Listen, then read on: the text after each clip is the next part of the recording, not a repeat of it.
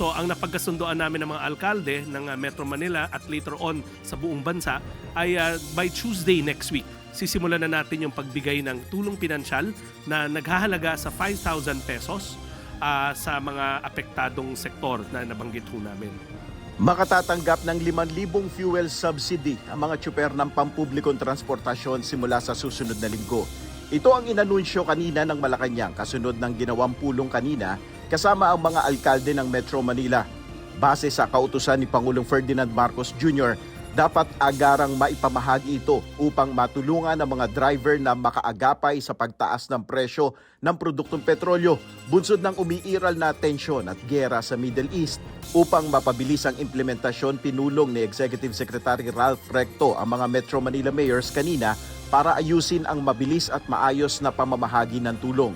Pangungunahan ng Department of Social Welfare and Development o DSWD ang pamamahagi ng ayuda sa ilalim ng Assistance to Individuals in Crisis Situations o AICS.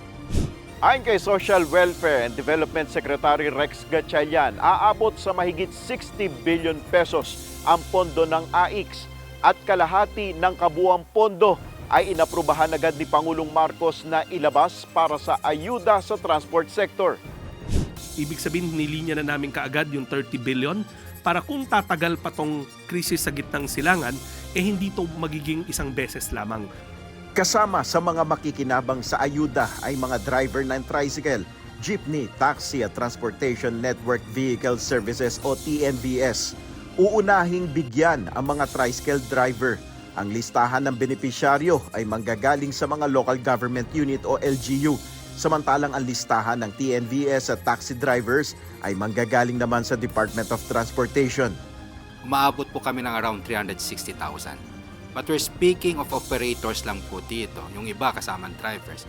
At ang kautusan naman ng Pangulo, pati mga drivers bibigyan. So yun yung mga kinukuha pa naming numero ngayon sa tulong din ng mga mayors natin. Ayon sa National President ng League of Cities of the Philippines na si San Juan City Mayor Francis Zamora, tiniyak sa kanila ng DSWD na padadaliin ang requirements para sa pamamahagi ng AICS. Si Secretary Rex po binanggit na ho sa amin na yung mga usual requirements pagdating po sa AICS ay medyo mas magiging magaang ngayon because gagawa ho siya ng isang blanket certification na ang mga pangalang ito indeed ay mga drivers po natin pagdating sa ating mga TODA, sa ating mga lungsod. Ikinatuwa naman ng National Confederation of Tricycle Operators and Drivers Association of the Philippines o NACTODAP ang parating na tulong ng pamahalaan. Pakiusap lamang nila bilisan ang paglalabas ng listahan ng mga benepisyaryo. Kaya nga po nagpapasalamat ako, sana lang sabi ko, sa 1,493 na munisipyo sa buong Pilipinas at saka sa 149 na cities, yung mga listahan po kasi wala pa, kaya medyo yun po isang problema na napakabagal na hindi pa nakakarating daw sa DILG at sa LTFRB para ibigay sa DOTR. Para sa mga tricycle driver, malaki ang 5,000 piso na ayuda. Malaking tulong yun kasi ganitong humina ang pasada at saka nagmahal ang gasolina, medyo makaka-alleviate sa kahirapan ng mga driver.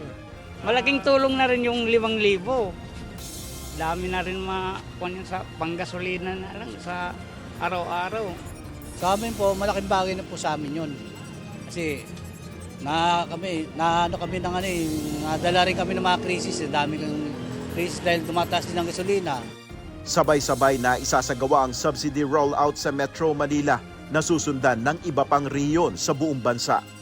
Nel Maribuhok, UNTV News and Rescue. Diyos ang aming sandigan, serbisyo publiko ang aming pinahalagahan.